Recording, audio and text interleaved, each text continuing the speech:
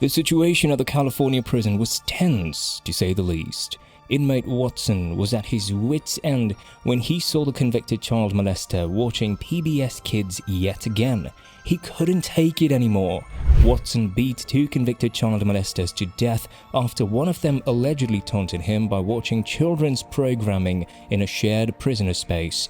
The victims, David Bobb and Graham de Luis-Conti, were both serving life sentences for aggravated sexual assault of a child under 14 years old. But why would a criminal kill his inmates? Well, if you look closely to find out the reason, you might be blown. In this video, let's dig deeper, so make sure to stick to the end of the video. In the interview, it was reported that Watson had said that, as a lifer, he was in a unique position where he sometimes had access to these people and had so little to lose. He also mentioned that these people were every parent's worst nightmare. According to Watson's letter, he never should have been transferred to the lower security facility where he was placed in a shared prison pod with several other inmates, including one of the convicted child molesters. The first person who was harmed appeared to intentionally provoke their fellow inmates by watching PBS Kids in plain sight of everyone. Watson wrote in a paper, "I could not sleep having not done what every instinct told me I should have done right then and there, so I packed all of my things because I knew one way or another the situation would be resolved the following day." The incident had raised concerns about the safety of inmates, particularly those convicted of heinous crimes such as child molestation. While many may sympathize with Watson's plight, the fact remains that he took the law into his own hands and committed a violent crime. It's a worrying reminder of the fragile and dangerous nature of prison life, where even the most minor incidents can have dire consequences. In a disturbing turn of events, the prisoner claims that he had requested an urgent transfer to a more secure facility because he was afraid he might turn violent. But unfortunately, the staff member declined his request, leaving him with no other option but to return to his pod. The situation escalated quickly when he saw PBS Kids on the television again, and another prisoner made a comment about his choice of TV program. In response, he picked up a cane and attacked the prisoner, and the guards were unaware of the first assault. The story becomes even more unsettling when the prisoner states that he saw a child trafficker in a neighboring cell and decided to take matters into his own hands. He writes that he believed he was doing everyone a favor by attacking the offenders, as he and many other inmates have sympathy for the victims of child molesters. It's worrying to think that such violence can occur within the prison system, and it's even more concerning that the prisoner believes that violent behavior towards child molesters is justified. It's important to remember that everyone has the right to a fair trial and should not be subject to violence, regardless of the crimes they may have committed. The impact of a criminal act can be devastating for the victim and their families, and it's crucial to seek justice through legal means. As soon as a sex offender enters the prison system, they become the lowest of the low, even beneath snitches. The other convicts use derogatory nicknames like SOs, chomos, and pedophiles to differentiate themselves from these inmates they consider the real monsters. Recent reports from the Associated Press show that inmates in California state prisons are being killed at twice the national average, and unfortunately sex offenders are disproportionately represented in these numbers. This is not surprising, considering the amount of hatred and violence directed towards them. For child sex offenders, life in prison is a living hell. They risk being murdered, having their food stolen, and having their cells defecated and urinated. Every moment in prison for them is a constant battle for survival. Many people may think that higher security levels mean higher protection, but in reality it's the opposite. Higher security levels mean more hardened criminals, such as murderers and racists, which leads to a worse experience. In fact, sex offenders may feel safer in low-security federal prisons with dormitory housing and non-violent inmates. However, if a sex offender is identified, they are typically placed in protective custody to prevent attacks by other inmates. Sadly, there are countless stories of sex offenders being harassed, attacked, and brutalized as part of the prison culture. If they can't get protective custody, they have to force their way into long-term solitary confinement, which is a punishment that can cause severe psychological damage.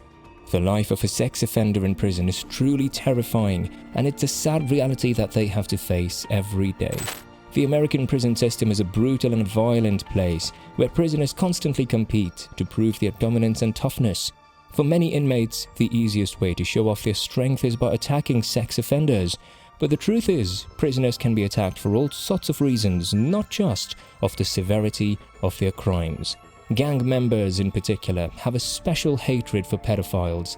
They see them as the lowest of the low, and attacking them is a way to earn respect and gain status within the gang hierarchy. In fact, every race in prison has its own way of dealing with pedophiles. The reason pedophiles are so despised in prison is not just because of their crimes, but also because many inmates are parents themselves or have been victims of sexual abuse in the past. The mere presence of a sex offender can be enough to trigger a violent reaction. Even if gangs have their disagreements on various issues, they all agree on one thing: sex offenders deserve to be punished. There is no mercy for chomos in prison, and they are constantly at risk of being attacked or even killed. The only way for them to be safe is to be placed in protective custody, but even then, they are never completely out of danger. Here's a chilling account from Kilo, a blood serving a life sentence in California under the 3 strikes law. Kilo revealed how he and his gang mete out their own twisted form of justice behind bars. According to Kilo, when he was at LA County Jail, his homies sent for him to deal with a fellow inmate who had been found out to be a child molester. They had checked the guy's paperwork and discovered he used to work at a carnival before ending up in jail. Kilo recounts how he took charge of the situation by making the convicted child molester strip down and have his homie beat him with a shower slipper. All the while, he taunted him, asking him how he felt to be violated against his will. Things took an even darker turn when Kilo claims some of his fellow Bloods beat the inmate so severely that the prison authorities were forced to take notice. But to his shock, instead of intervening, the police merely looked down and turned a blind eye to the violence. Kilo says the police walked in right when they walked in. They looked at me and they looked inside the cell and saw that the guy was all beat up. I said a few words. I said, "He's a child molester," and the police said, "I didn't see anything," and walked back to the door and locked it. The story is a disturbing reminder of the vigilante justice that can occur in prisons, with inmates taking matters into their own hands and dispensing their own twisted form of punishment. It also raises questions about the role of prison authorities in preventing such abuses and protecting vulnerable inmates. Let's look at another spine-chilling incident. The news of John J. Giovan's death in a Massachusetts prison is nothing short of alarming. Giovan, a former priest and convicted child molester, was allegedly killed by a fellow inmate, Joseph L. Druce, who followed him into his cell after lunch. According to a union representative for prison guards, Druce bound and gagged Giovan before strangling him with a bedsheet.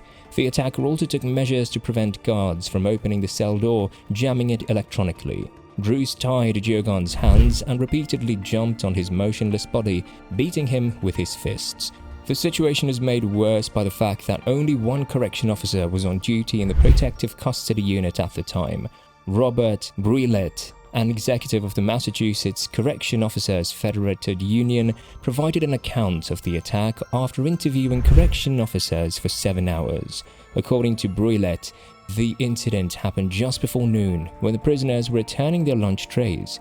The officer on duty heard noises coming from Giovan's cell but could not open the door from his station's control panel. Other officers had to be summoned by walkie-talkie to pry open the door. Giovan, who was being held in a protective custody unit with 23 other inmates, was ostensibly kept separate from the general prison population to ensure his safety.